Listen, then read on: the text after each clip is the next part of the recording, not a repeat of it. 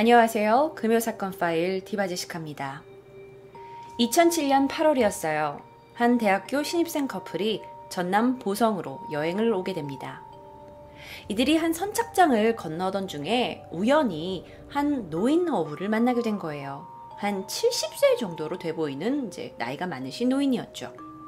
그런데 이 커플이 너무나 배가 타보고 싶어서 이 어부에게 배를 한번 태워달라고 부탁을 하게 되죠. 노인이 처음에는 좀 인상을 썼어요. 에이 저리 가! 하면서요. 하지만 이내 승낙을 해주시고는 어부는 배에다 커플을 싣고 바다로 향하게 됩니다. 그렇게 30분쯤 지났을까요? 이 배에 타고 있던 커플들은요, 이게 너무 새로운 경험인 거예요. 바다에서 셀카도 찍고 커플 사진도 찍고 하면서 이 좋은 경험들을 만끽하고 있었어요. 하지만 그저 어촌의 평범한 어부인 줄 알았던 오씨성을 가진 이 노인의 표정이 탐욕스럽게 변하기 시작합니다. 배에 탄 여성을 보고 그가 욕구를 느끼기 시작한 거예요. 그래서 어부는 남자에게, 같이 커플로 온 남자에게 조용히 다가가 그를 배에서 밀어버립니다. 근데 이제 젊은 남자잖아요. 그러니까 바다로 빠진 남자가 막 안간힘을 써가지고 막 배에 다시 오르려고 했죠. 그런데 노인은 낚시할 때 어로 장비인 삿갓대를 이용해서 5차례나 그에게 내리꽂는 거예요. 그래서 남자를 바닷물에 빠뜨리게 됩니다. 그리고 뒤를 돌았어요. 그 뒤에 남아있는 여성. 겁에 질린 여성을 노인은 추행하려고 했습니다. 하지만 여성은 안간 힘을 써서 버텼고요. 오씨의 허리를 잡고 격렬하게 반항을 합니다. 그러자 어부는 너도 같이 죽어버려 하면서 여성을 바다로 밀어 빠뜨리게 되죠. 그리고 아까 이용했던 삿갓대를 이용해서 그녀를 바다 밑으로 빠뜨리게 만듭니다. 배에 올라오지 못하도록요. 결국 그녀는 차가운 바닷속에서 죽음을 피하지 못하게 돼요. 아이들의 부모님은 다음 날까지 연락도 없고 애들이 돌아오지 않으니까 경찰서에 실종신고를 하게 되죠.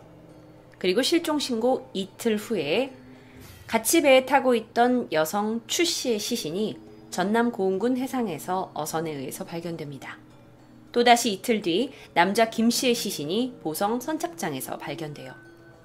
그런데 이 남자 김 씨의 시신이 양쪽 발목, 그다음에 정강이, 왼쪽 어깨, 팔이 다 부러졌고요. 심하게 찢겨져 있는 상태였어요. 당시 경찰과 해경은 아니 갑자기 보성에 연락 온 이 커플을 누군가가 복수심으로 따라와서 죽인 것도 아닐 테고 또 평범한 애들이라 전혀 이들을 죽일 동기가 없고 그래서 타살의 증거를 찾지 못하다 보니 이 두 사람을 동반 자살로 인한 추락사로 판단하게 됩니다. 남자 김 씨의 그 몸에서 골절상도 발견되고 이렇기 때문에 이런 결론을 내었던 것 같아요. 그런데 그로부터 시간이 좀 지납니다.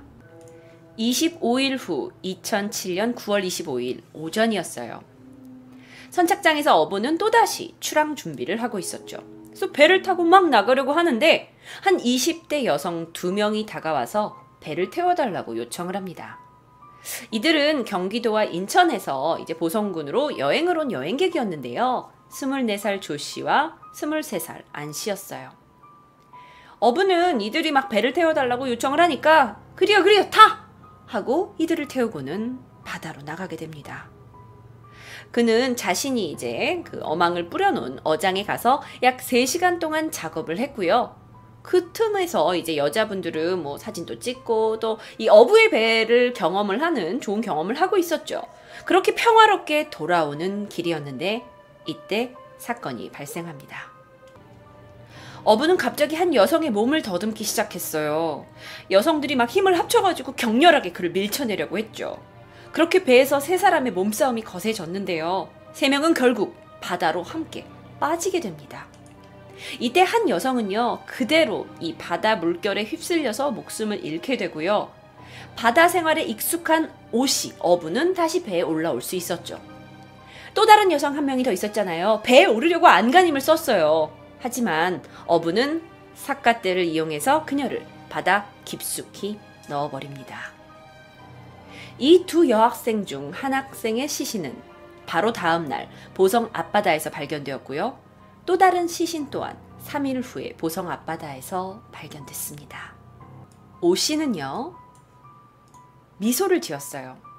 왜냐면 자신의 범죄가 완전 범죄라고 생각했거든요. 여태까지 4명을 살해했어요. 그런데 단 한 번도 경찰의 의심을 사지 않았어요. 완벽한 범죄였죠. 그런데 2차 범행 당일 이 여성 2명이 오 씨의 배에 오르기 전에 우연히 한 사람을 만난 적이 있어요. 그 여성은 30대의 여성이었는데요. 함께 왔던 남편을 여기서 잃게 된 거예요. 잃어버린 거예요. 그래서 저기 아가씨들, 내가 우리 남편을 좀 찾아야 되는데 핸드폰 좀 잠깐 쓸게요 하면서 그녀들에게 휴대전화를 빌리게 됩니다. 그리고 얼마 후 그 여성이 집에 가고 있는 길에 문자 한 통을 받게 돼요. 그 문자는 저기 저희 배에 갇힌 것 같은데 경찰 좀 불러주세요 라는 문자였어요. 이게 바로 실제 문자의 내용입니다. 저희 아까 전화기 빌린 사람인데요. 배 타다가 갇힌 것 같아요. 경찰 보트 좀 불러주세요 라는 문자예요. 자, 이게 아주 중요한 타살의 증거가 될 수 있죠. 그래서 경찰은 이 문자를 근거로 용의자를 찾기 시작합니다. 자, 용의자를 찾으려면 분명 이 2 여학생은 배를 타고 나갔어요. 그러니까 누가 그날 배를 운전했는지 먼저 알아봐야겠죠. 자, 그래서 일단은 보성군 안에 있는 선박에 대해서 사건 당일날 출항했던 배들을 추적하기 시작합니다. 그런데 그렇게 배를 조사하던 중에 등록되지 않은 한 척의 배를 발견하게 돼요. 그리고 이 배가 사건 당일 출항했다는 사실도 확인하게 되죠. 그리고 또 한 가지가 있었어요. 어부들은요, 보통 바다로 나가서 작업을 하잖아요. 그리고 돌아오잖아요. 근데 그게 우리를 소위 얘기하면 주차를 해놓는다고 하죠. 한 곳에다가 세워놓고 나가서 들어왔을 때도 한 곳에다가 두게 된대요. 그런데 이상하게 이 등록되지 않은 배는요, 출발 위치와 또 돌아올 때의 위치가 다르다는 걸 발견하게 돼요. 요건 좀 이상하거든요. 그래서 경찰은 오 씨 어부를 강력하게 의심하기 시작합니다.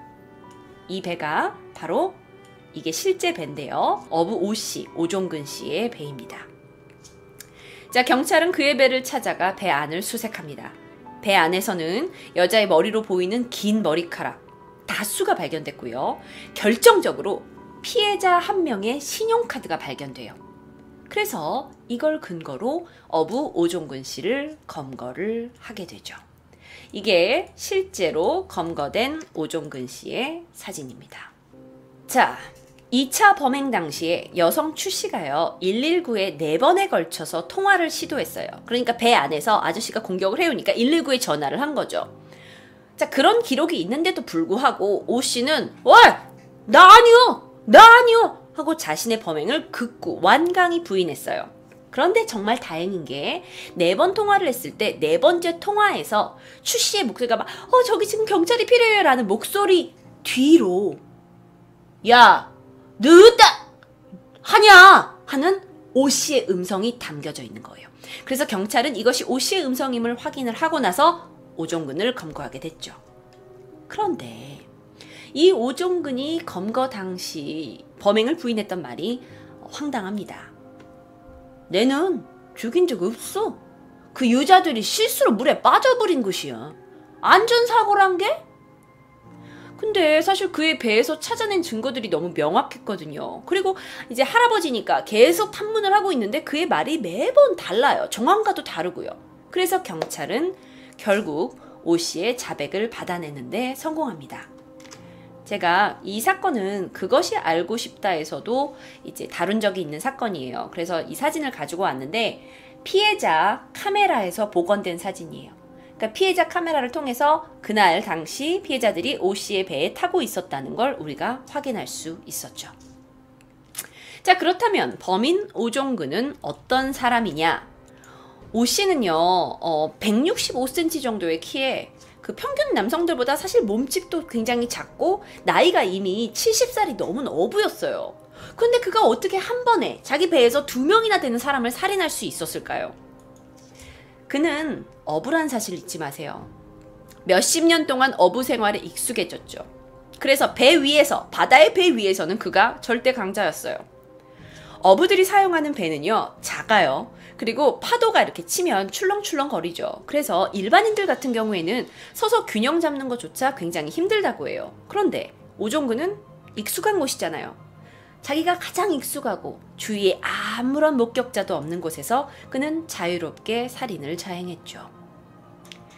오종근이 검거가 되고 나서 사건 현장에서 했던 그의 말이 나중에 밝혀지게 됐는데요. 그게 가히 충격적입니다.